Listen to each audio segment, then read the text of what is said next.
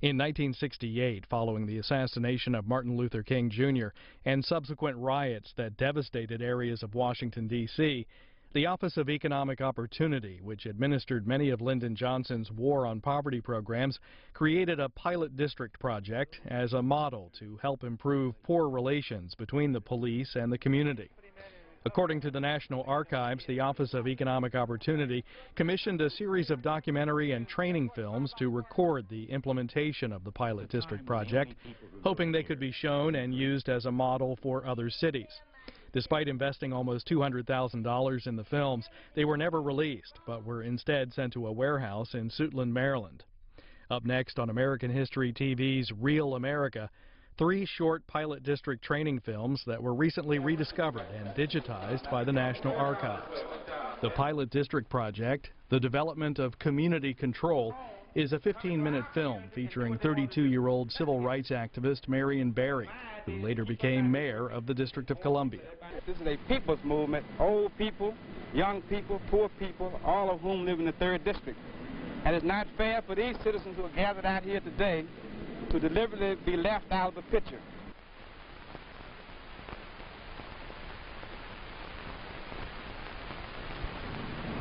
Dope needles down in our basement, people be hitting people in the head. I don't think any other people in America could take this kind of stuff, drive anybody into being a revolutionary. What do you think about the police?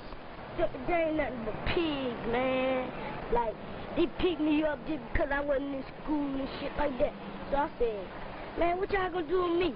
He said, I'm gonna take you to the pig pen.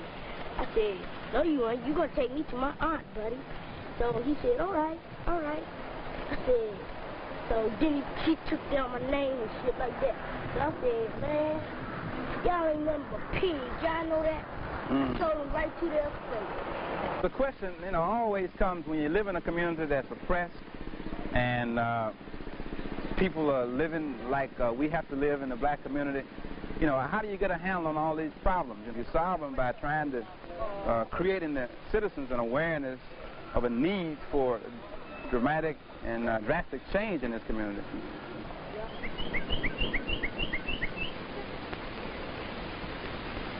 Washington's 3rd Police District. There is contrast here. From Embassy Road to devastated 14th Street, a corridor of violence in the spring riots of 1968. An average week in this district will bring 40 robberies, 16 aggravated assaults, and a high incidence of rape, homicide, and arson. With drug abuse the source of at least half the crime, 80 addicts this year will die from overdose. By fall of 1968, a mayor's committee had chosen this site for a new opportunity.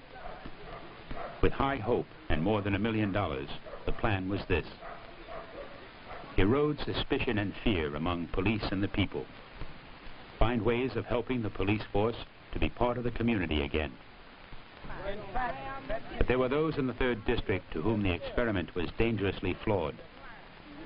Provisions for local control of the project were, they thought, unclear. They feared the trick bag, another signal that the black community could not be held responsible for change. Right.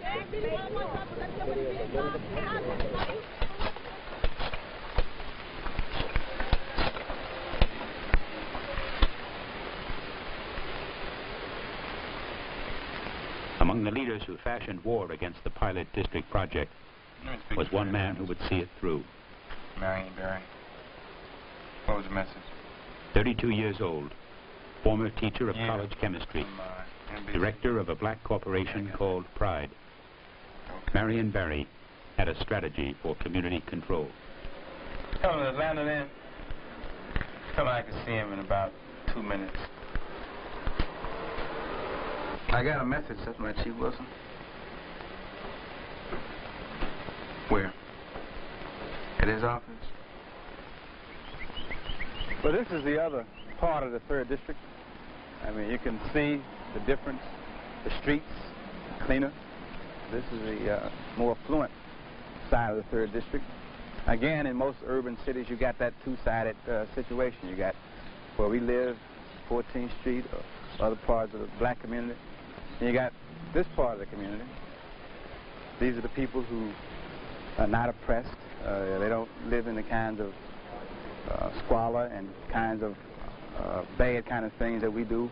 These are the people who are crying for more protection, more dogs, more guns, more policemen, more jails, harsher sentences, because they're the ones whose homes are being burglarized and they've been hit in the head. And they don't have to do the things that we have to do. They don't have to go to meetings and disrupt them. They don't have to break up meetings. They don't have to kick the doors down. They don't have to protest or gain power the way we do. Now, the question is, how do you resolve those two conflicting points of view, where this part of the community wants a lot of more policemen, a lot more repressiveness, and the other part of the community, which is our community, wants less police in terms of physical presence.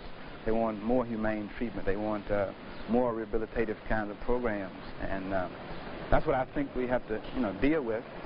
And since this is where the problem is not as such, I think we have to concentrate on where the problem is.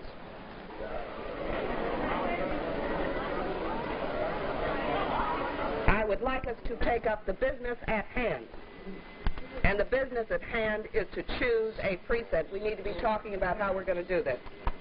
I, Charles Cassell, can no longer serve on a committee which cannot possibly make changes if it functions only in an advisory capacity. We're going to turn something loose to some people out there. They're not sophisticated as many of you people in here, and they're going to end up being in the trick bag. I'm going to be mad because I'm going to be out there with them. When you get straightened out, I'm not saying I'm resigning, but if they get any kind of understanding, send me a letter, postcard, or something, so I can come back here and we can get together on this thing, please. Previous question. And we are here to select a precinct. But whether we realize it or not, we have more power in this room than I've seen assembled in Washington on one committee in a long time. And when you break it down into the precinct level, that power is diluted. So I'm trying to take the power we got here to make sure we get something substance. That's why I'm hesitant to really push ahead.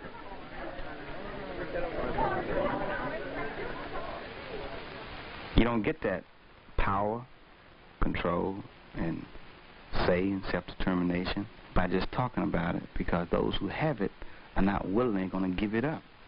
And therefore you have to find various ways of seizing it, really, taking it, or convincing them they ought to give it to you. I mean, all kinds of words I use, seize, because that's what it is. And unfortunately, the only thing that we have at our command is our bodies and our voices. The only kind of things that the system seems to understand is when you organize that kind of confrontation, kind of politics. I believe in that because that's what labor unions did. That's what we did in the 1960s. And that's the way the country operates. This country got started on using disruptive kind of tactics. That was a revolution. So I learned that from America, anything I do. You know me, you, Mr. Pugh, why don't you go right in? How you doing? You have the right. Yeah, you got the right. 4-4. 2-7.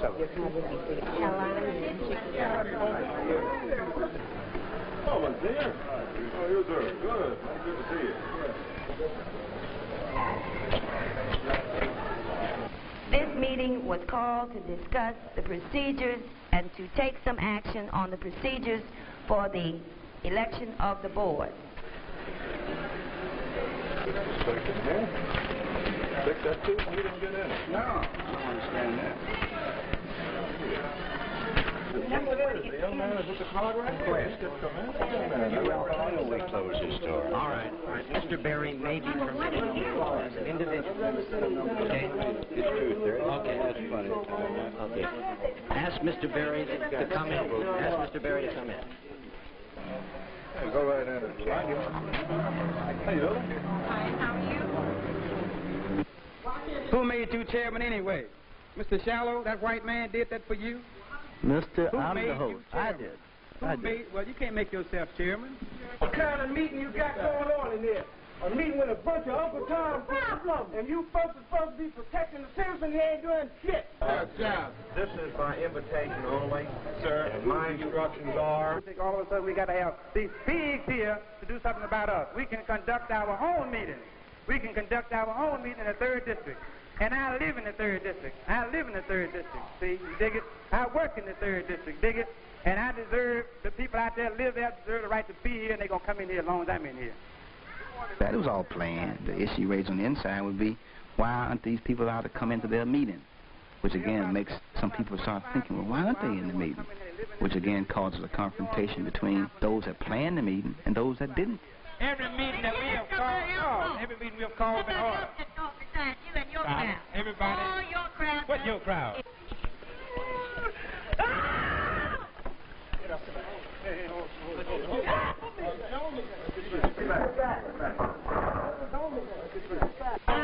This lady is coming forward. She's coming. Are you going to intimidate the lady, Miss Gary? He doesn't intimidate me. I'm not afraid of it. Don't push me. Oh, yeah. You better watch. Don't deal with it, man. Go ahead in there and break up that simple-ass meeting. Thing that's in order. The issue is whether people outside can come in. The issue is whether people outside can come in. Order. So what? To order. Bang again. It is order. We want the people outside, inside. That's all. No, I'm going to stay in here where I was permitted. You call me, Father. And I believe that. I'm tired. I believe it from my heart. I ain't going to harm you if you don't harm me. I ain't going to touch you if you don't touch me. Believe that, brother. It was...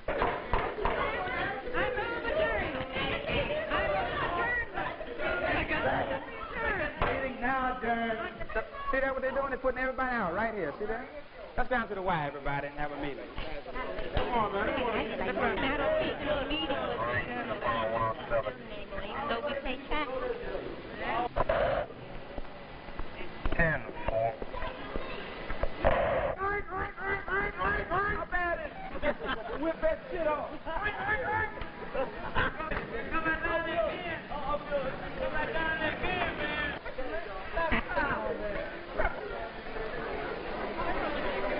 There is no way that anybody can come into the 3rd District city government and have a meeting against our will. It just won't happen.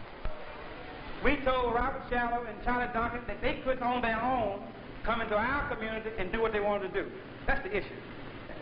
So my idea is to keep us out here working, to inform people, let everybody know where the meetings are. Come out and just keep us together and keep fighting the project until we get control of it. This is going to happen. It's very simple.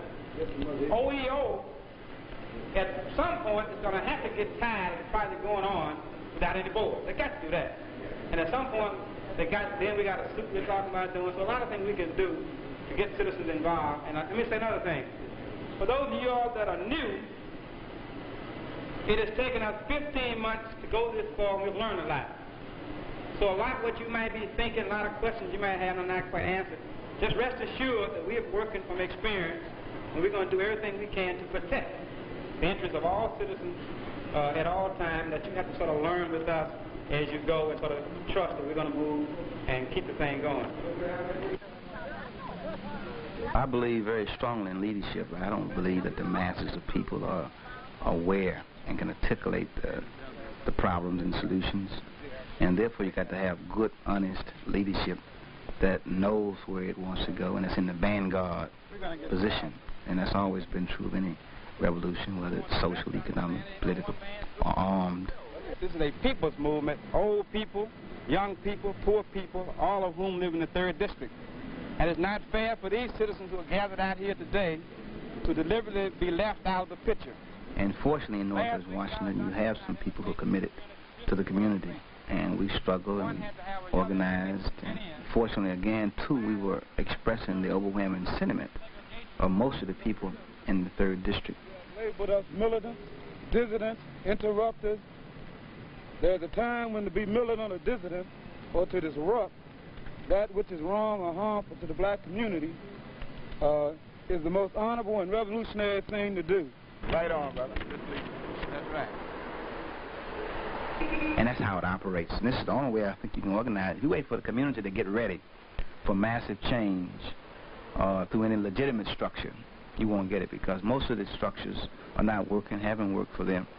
And the only time that I've seen the community really move and organize itself was in '68, when they had the disorders without community leadership. they burned most of the town down. That was their expression. But through legitimate kinds of things, not that was too illegitimate, you got to have a few people that are in the vanguard. You know, there were some people who dropped out of it because they were tired of fighting and fussing, but by and large, most of the people hung in there, and we won, I think.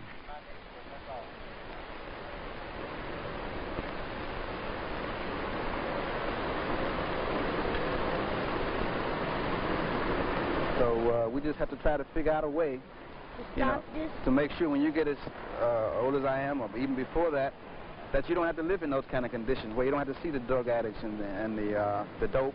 So I think that's what we're talking about. Talking about how do you take a dude like this and make sure that he grows up to be a man, that he can stand tall, he can get the kind of advantages and opportunities that other people get. So that means we got to do something about trying to get some kind of control over our communities, right? So we can have something to say. How you doing, sister? About what's happening in our community, right? And I think we can do that. Don't you think so? Right on.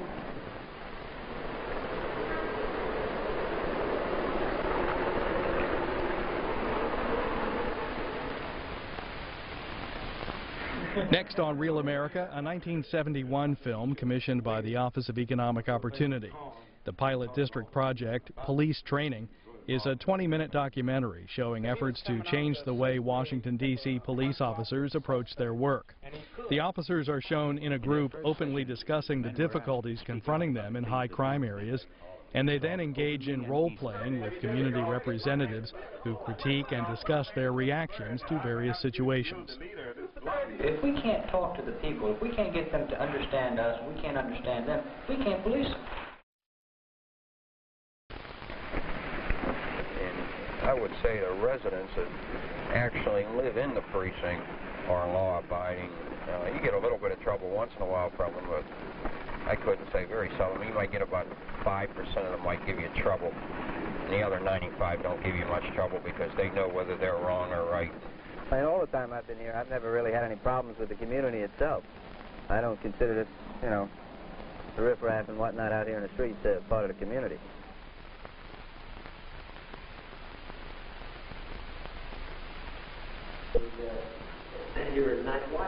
In their first sessions, the men were asked to speak out about the things that bothered them, to talk openly and easily with each other. Imagine nowadays what would happen if you go down on 14th Street and holler at 1 o'clock and all that.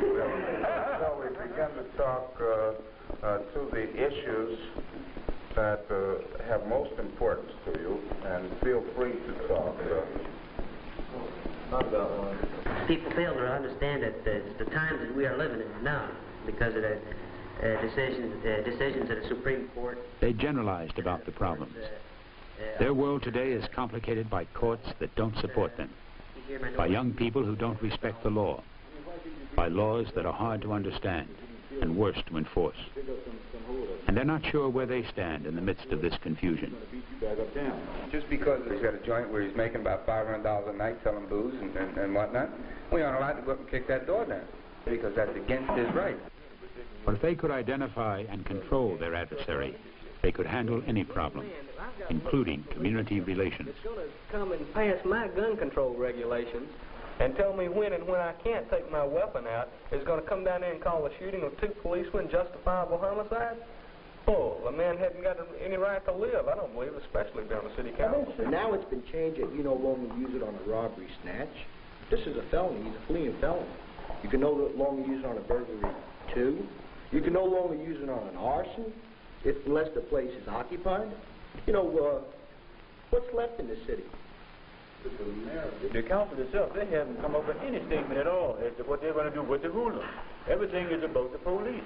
There are citizens out there that don't know, but they still try to tell us how we're supposed to do it. These people have a lot of guts, and they're not afraid of the policemen anymore like years ago when a policeman walked down the street and people had respect for him and they were afraid of him. Now, policeman goes down the street and tries to make an arrest, well, there's 15 people that are ready to jump on him. It's not the citizens within this precinct that's bitching. It's these damn hoodlums down on 14th Street. No matter how much you train us and educate us, you aren't going to get them to change their mind about us. I don't care what you do. And no psychology or sociology or what have you is going to do a damn thing for it. So I think you better go work on them before you work on us. I understand his efforts. As they talked, they agreed on the need for community cooperation and support. But the problem remained, how to get that support. Get some militants, let's talk to them. Say, if there's any way to do it, that's got to be the only way I can think of. Like I said, I related to you incidents that had taken place that could have just as easily been avoided if we'd had the full cooperation and assistance that we had, you know, we had in the past. In the situation at 14th and Euclid, I would ask people along the side of the street, will you help me? Will you help me? And nobody would help. They were all sitting there, they were clapping and laughing and, you know, get him, and all this. And then after I did draw my service revolver, I still kept asking, will you help me? Will you help me? And no, they sit there and clap and they'll laugh. That's right. It was just like a bullfight. Everybody's going to wait and see what was going to happen. And then finally I fell and it hit my arm and I shot her in the stomach then. But if they had helped when I asked them to, anyone, everything could have been avoided, because had someone helped, I would never have drawn the service revolver. No.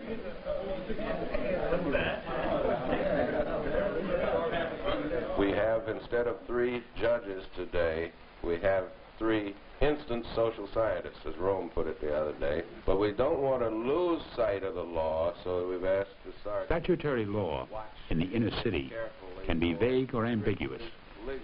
To give the men solid footing in this area, specific laws and regulations were examined, using the technique of role-playing. A residential street, Georgetown, good neighborhood, almost all residents in the area are white. A loud party is going on in the same block. I ain't do nothing. All I'm doing is looking for a hotel. I'm lost. And Officers played the parts on both sides, in situations prepared by the training staff. Oh, yeah? Can I go, officer? No, sir. I want to see some identification. Identification for what? I don't have an identification. The men were able to play the roles well. It was easy to identify and give the right feeling to the problems they face every day. I haven't done anything. They began to look at themselves objectively. You're going to make me late, officer. Now complexity is added. How do the men respond when additional problems are presented? My name is Mr. Bird, and I happen to be the community leader of this block. Here, an officer playing the part of a community leader joins the action. I'm going to go see my girl.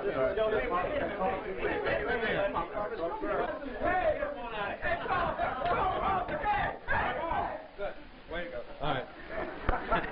Kate, back in the other room, Mike. Okay. Did you have your finger extended, your index finger? Yeah, well, I had it. Yeah. Well, to me, it took the shape, regardless of what he may think, of a revolver. It gave me that opinion to frisk him at that point. As it was portrayed, I don't believe they had a basic legal right to stop the man and inquire, as it was portrayed here. We have a difference of opinion between the 2 sergeants as to whether it was a legal stop. These officers rushed right in and grabbed this man here, see, for no apparent reason. And I can see other that he was looking at a building or to landscaping. What's your advice about rushing up on people? Don't do it.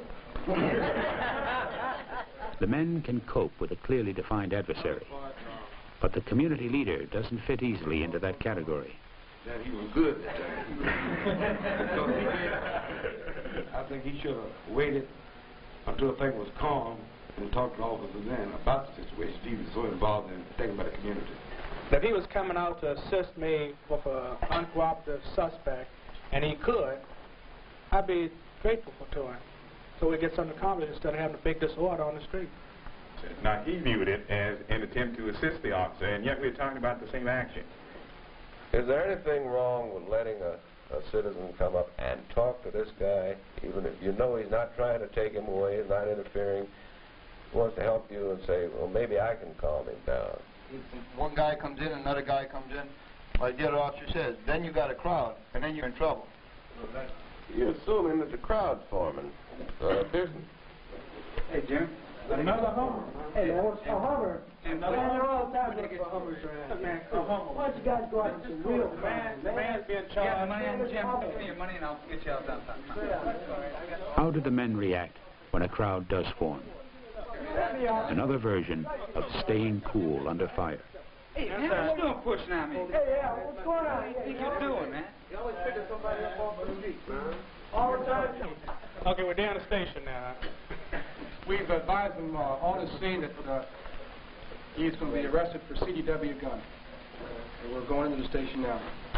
Yes, was there a legal press? No, why not? Because you didn't have Ralph Vader band on to start with. Yes, you did. Yes, we did. The reason for us believing that he may possibly have a gun on him. We conversed. We knew he was picked up last week for CDW. We saw him try the doors a couple of times. I think that was grounds for the press. Okay, here's a question. How do you feel toward these citizens now? I responded the same way a normal person would to an unlawful arrest like that. Let me ask police officers. Did you feel more resentment towards the subject or toward the citizens who intervened with you at the time? Which one? The citizens that intervened. You felt more. What would be your feelings towards your two officers? It would be just a matter of judgment as to how well I knew the two officers. As well or not past performances. Well, I'd have to. Or there'd be nothing else left to go on.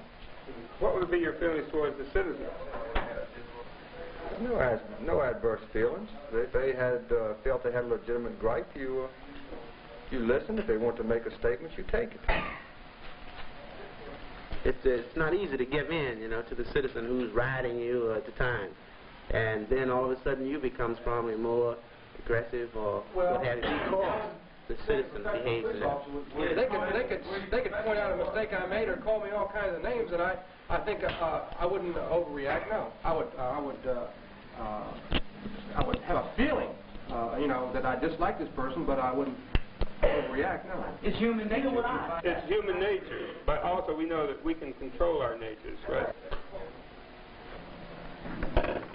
Our purpose here today. Now the training prepared the men to go into the community and talk with the citizens, to take the first step toward a positive image. Know the police better, hopefully, and that the police will get to know the citizens better, hopefully, and that the goodwill that's generated by the visit will spread through the community. Now, I don't think there's anybody that can quarrel with that. That's exactly what you've been telling us for a year that you wanted. Community support. Who are you reaching? Who are you getting through to? In this program, that's why we're getting through to the worthwhile people. Or the worthwhile people. What's wrong with the worthwhile people? That's it. That's the only ones we get through to. And we already... Well, what's wrong? But an old problem sticks in the front of their minds. Most of their experience with the community had been limited to the troublemakers. The others were not their concern. How can we go in and make a good impression on these people so they will support us more? That's the issue. Now, why are you fighting it? I'm not fighting it. I'm all for it if I think it'll work. Okay, if it'll work. But what I say is, nobody who you really got it, the people that you really got to get through to aren't here. You're not going to reach the people that are hardened police haters. You're going to have to hit the people that are on the fence, so to speak. I would say the people that you get through to, these people here probably don't have to be impressed by the police as much as the criminal out in the street. I didn't say impressed by the police, man. Oh, well, that's what you said. You said impressed, make a good impression. I didn't make a good impression, but I didn't say that you wanted to impress the people. That's a different thing. One way to begin this dialogue with the community was with the youth of the inner city, the street dudes. This is Lord. You're out in the street and you can't give a good account of yourself, and you're by yourself. Making a good impression for some officers was just a chance to lecture. For others, a fatherly chat. You're not honest. Now, if you're walking down the street and you're on your way home, The topic chosen was loitering. Have you ever had any cases like that, anti-loitering? Yes, I would go up there and talk to them and let them go on and play. And then say, don't stay out here so late. As soon as you can finish up, try to make it on in the house. We want to try to understand each other. And I think if we really try to understand each other and be fair with each other. So what we want to do is have one observer from each group to tell the rest of the group what happened. Okay, so Dale, do you perceive these officers as having been honest with you, or were they trying to run a game on you? I feel that they were honest with me. They were honest with you. Do you have anything else to say, to add to what was said? No, I don't have it. Okay. Next group? In asking how he felt about us, why he felt like I was a jive nice old man. Did he tell you that? That's his words. Of course, So how do you feel about Lee? I feel that he's all right. I think that, like he asked me about my feelings, he thought I was kind of easy, but I told him I believe in being very positive and very fair. That if I found him wrong, why? Hold it now. Did you believe in when he said it? Like I said, you know, Yes or no? I really couldn't tell you. You can't say. Okay.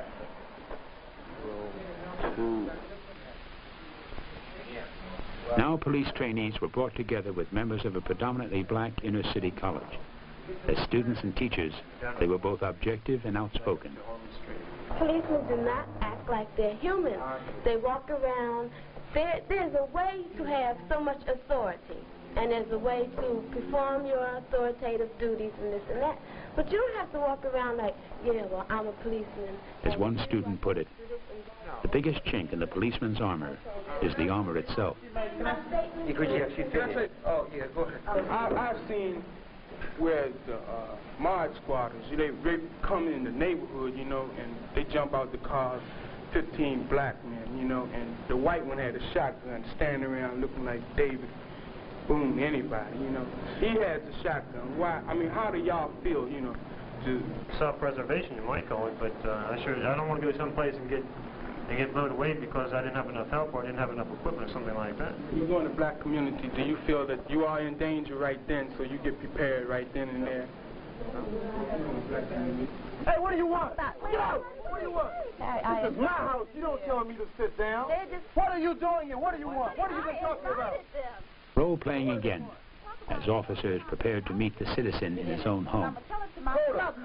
This time, the actors are members of the community, as well as policemen. Don't go in another room and get something to eat. What have you been doing, my wife? What are you trying to find? Closed-circuit television records the interview. We feel you're the man of the house, so Did you tell carry the ball. Did you tell these officers? They're just talking to me about this code of conduct business that they got. Yeah, I want to hear what you got to say. I got some things to say to you, too. I'm really sorry for this. I must apologize. I didn't tell my husband about it. I mean, you know. Well, we've introduced ourselves, and we've got on a first-name basis. This is a first-name basis? Right. Okay, well. Okay, let's look at this playback and see what we can say. I've been on that occasion. I don't see the harassment, that I see in my neighborhood. I know we have some bad people in the neighborhood, but some of the good citizens suffer with the bad. The playbacks on television not only served as review, but were the easiest way for the men to accept their own shortcomings in meeting and communicating with the people of their district. To stop this. This is perfect. One very minor thing, I just want to bring it out so that you're aware of it. But you got to be very careful. If you're really trying to explain something to somebody, if he has two people talking at one time, he can't possibly hear you. He can't possibly hear you. And this is based on some principles of communication. You can't hear two people talking at the same time. Does that make sense? The more you practice it, the more comfortable you become. Now, no, we said it talking, we can find will come on. I've been through it with another guy, you know. You got to be able to say... When the men finally had their meeting with black activists, one need became clear: an honest understanding of the other man's point of view. When you get out here, at least I do, I try to do it as a policeman the best I can. I can get along with almost anyone. Which man would you trust? Why? Because I know how he feels. I know how he feels. And this should have meaning for you guys, because you're all in the same fraternity. You work together. You ride the same car. And the one thing you must have between you, it don't have to be love, but trust. Because a black officer, a white officer working together, maybe you got to know where you come from when you run up against something, right? Could I ask you a question? Now, you may have to get this thing together. So here are these concerns. We have one set policy and enforce advice out here. That's the way they tell us. But we all know that we don't do it that way. We do it according to our own morals. You mean your personal feelings in answer us? This personal feelings and stuff, I think the Negro officer, the black officer that is here in the community, who lives here in the community. We're bringing the feelings of the black people in this community into the discussion groups, and that's the point they're trying to get across. That's why the conversations got a little heated, because they're talking their feelings as well as people's feelings that they live around. A lot of the guys just felt like they couldn't trust anybody, and so they began to feel a little bit of trust, and you know, they'd open up a little bit more and a little bit more, and I think in each session, some of them, you know, from session to session would open up more. Well, see, there's one big issue. If we can't talk to the people, if we can't get them to understand us, we can't understand them, we can't police them. You also need the people too. You need somebody to talk to. Right, you need them both. We don't like feeling, at least I don't like feeling like a hostile soldier, you know, walking down the street. And if something like this project can remedy it or can help it, I think we should go ahead with it. And if it means involving people who some might say are radical or in the power structure of the project, I personally, as police, I say fine. The public has to actually have that feeling of that they actually want you. The time that we make up our minds. As the training neared its end, evaluation proved different results for each man. But for each man, a common goal: the support of the community. To reach that goal, to gain that trust, each man would learn to know himself, to know the law, and the community he is pledged to serve. You don't take any action that isn't going to help the situation. Also, Drew mentioned how we were looked upon years back. Of course, I'm wondering how we are looked upon now.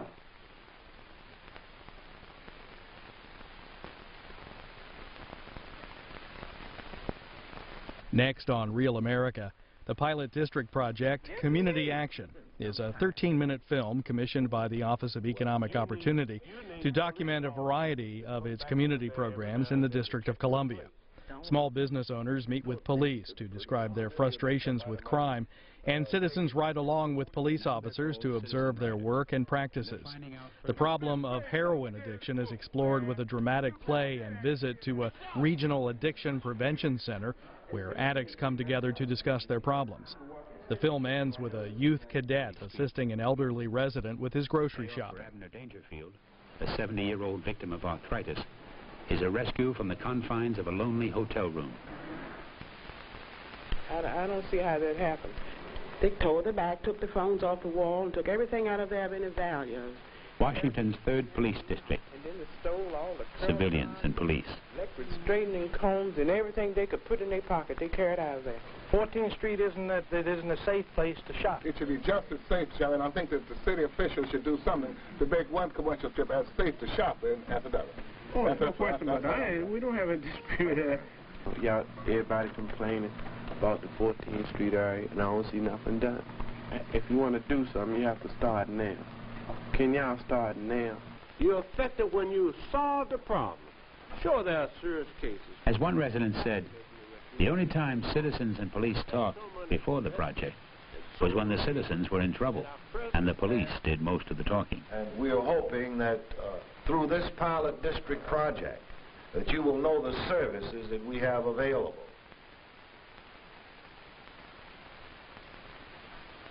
Yes, indeed. They break in there and tear the telephone off the wall and knock down all the plaster and everything. I don't understand how they do all of that. Then nobody don't hear them. You see, the mere fact that somebody could have heard something or saw something or pick up the phone and call the police. But I tried to be a diplomat and get along with them. I told them that they'd ruined my business and to kindly stand one side. And sometimes they move and sometimes they won't. Well, you need police officers to come back through there every now and then to check your place. Don't report them to the police. You feel that somebody might take it out on you as a result of the police coming, why not say, I don't care to be interviewed, but there are a number of men hanging in front of such a place, and they are nuisance, and they are obstructing business. We'll come. People have been so indoctrinated with the ills of the community that it's a bad thing to call the police. And we'll have to work together. We'll have to talk together and do a lot of things together to get people to understand that if they can't protect themselves, they're going to have somebody else to help to protect them, and that's our job. Officers, I've been assigned to Scout 94 for this evening, 4 to midnight shift. May I have your last name and badge number, please? P. Lindsay, 3764. Jerry Valenti, badge number is 2218. There was a time when the only people who rode here were in police custody. The squad car marked a dividing line between life on the streets and those assigned to protect it. Now they're called citizen riders, and they're finding out firsthand what a policeman's life is like, day and night.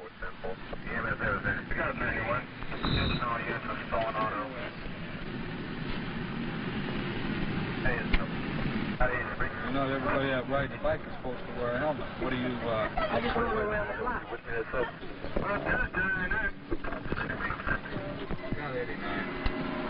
Why don't you pull over and let her get out? And what did you do? I pulled right on, I'll come right on. Block. She live right here. You got a ticket for not having your headgear on. So if you want to ride anybody, you better buy yourself another helmet. How much it cost? I have no idea. You have to go to the station. This is Alan. Okay. The Citizens Board determined that one of the things they needed to do to improve police services to the 3rd District, which is that over 70% black, is to recruit more local people into the police department. But yet, a cop whose beat is home ground is a vanishing breed in the 3rd District. Here, in a predominantly black community, where the police force numbers 400, only 26% are black patrolmen, and a much smaller number come out of this neighborhood. This police department and change its complexion, perhaps, as well as its way of operating. That may take years, but at least we're making a start. Children. That's a real good reason for becoming a policeman. Wow. For citizens of the 3rd District, pushers, hustlers, and hard drugs are a daily fact of life.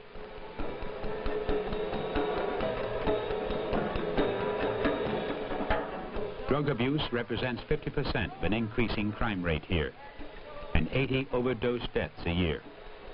But as the people themselves say, statistics don't tell the half of it.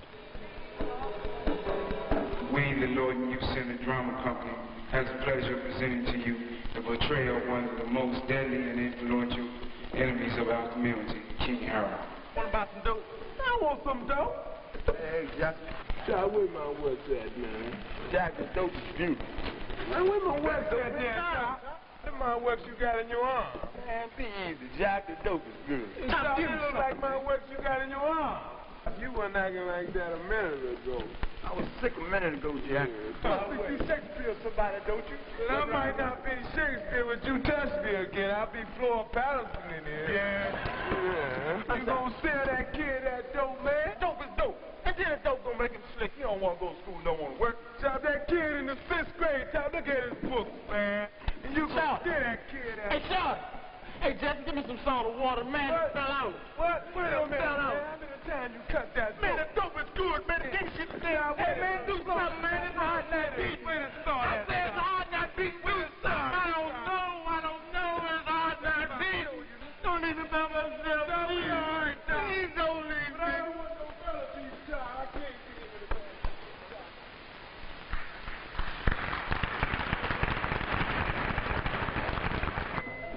Whether it's on the stage or in the street, the problem is still communication. Besides informing the public of the dangers of drug abuse, the pilot project reaches out to the addicts themselves through a grant to RAP, Regional Addiction Prevention. Ron, what's happening with the money we're supposed to be receiving from Pilot Precinct? We're told it's in the mayor's office. I have somebody tracking that down for me. I see a few billboards going up around the community, if you will. It's a beautiful thing for crime prevention, since it's stopping the younger drug addicts from going to the street and committing crime to get drugs, because they receive a salary for working there, I guess. As you know, as everybody knows, we just recently started a program with them where they come down and are becoming involved in our encounter sessions. We had a number of their police community groups that came through for both at the house and the wrap shop. It seems to be the big thing because we got quite a thing going on downstairs, you know. Kind of thing in the kitchen. Everything is really messed up. You have people walking, especially the kitchen. I know it's a pressure cooker. Like, when you were asked to clean the sink, man, I don't know if you asked to do it, but like you came out with a very hostile attitude, man. You were cursing everybody, you know. We call it kind of get this, remedy and things, but When the newer residents see you doing that kind of thing, Kenny, it looks bad. And they're gonna act just like you do, unless you correct it and you get your thing together. that's where I was lacking at, you know, and I didn't help in the situation, you know, but since then, we've been trying to get together. At least I've been doing it, and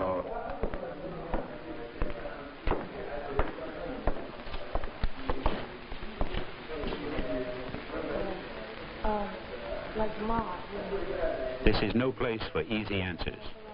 In the words of one counselor here, we can only provide a setting. The addicts must take the initiative.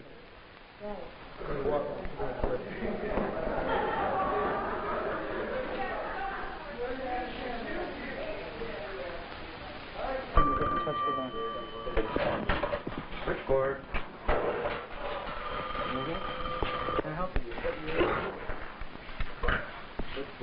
In a city that's become a magnet for young protesters, runaways, and knapsack nomads, without money, food, or jobs, the Pilot Project saw a chance to help by supporting Switchboard, a round-the-clock, all-purpose aid center. Rush. They keep telling you to put it on hold it. Mail orders to celebrate.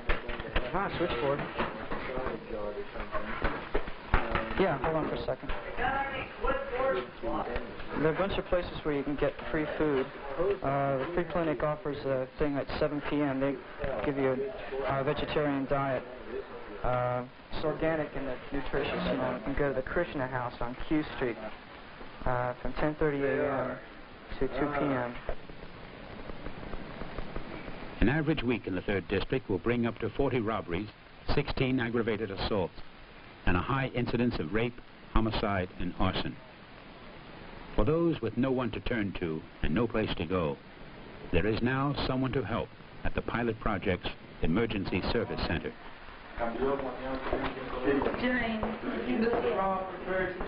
He lives at 1112 Park Street, Northeast. He has a problem finding housing. He lives with his sister who is ill, and they don't get along very well.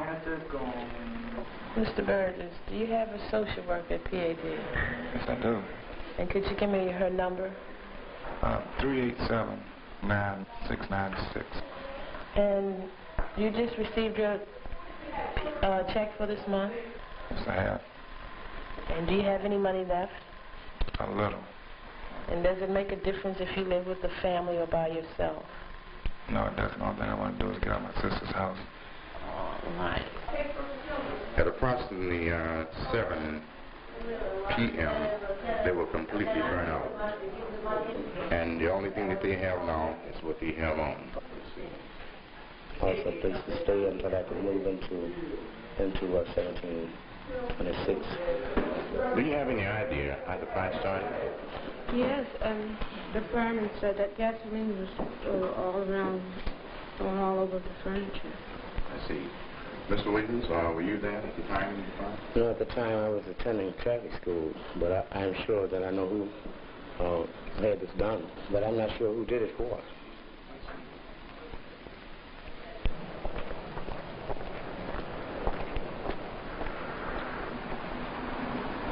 For Edwin Jones III, the Corps of Youth Cadets means his first job and a responsible place on the city streets.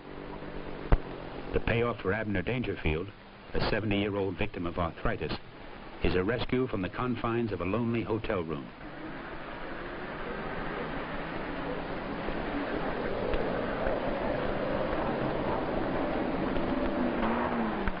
How long have you been living in the Roosevelt? How long have you been living in the Roosevelt? Oh, 50 years, nothing.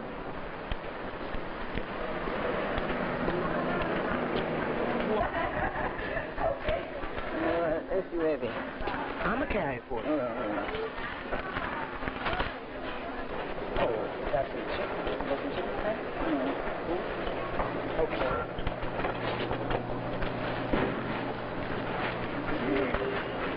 Would you rather have a steak? No, no. You want to steak today? All right. Put some milk for me. Because I saw that on the list at the front. Then a lot of us are going to school still, you know. And some of us are dropouts, things of that nature, but still we're trying. A skeptical reporter asks, what exactly is the aim of the pilot project? The answer, according to one staff member, to bring the people together, whether it be in the squad car or on the street, blacks and whites, civilians and police. For the time being, there can be no large claims of success and no sure promises. Only the assurance that this is a beginning.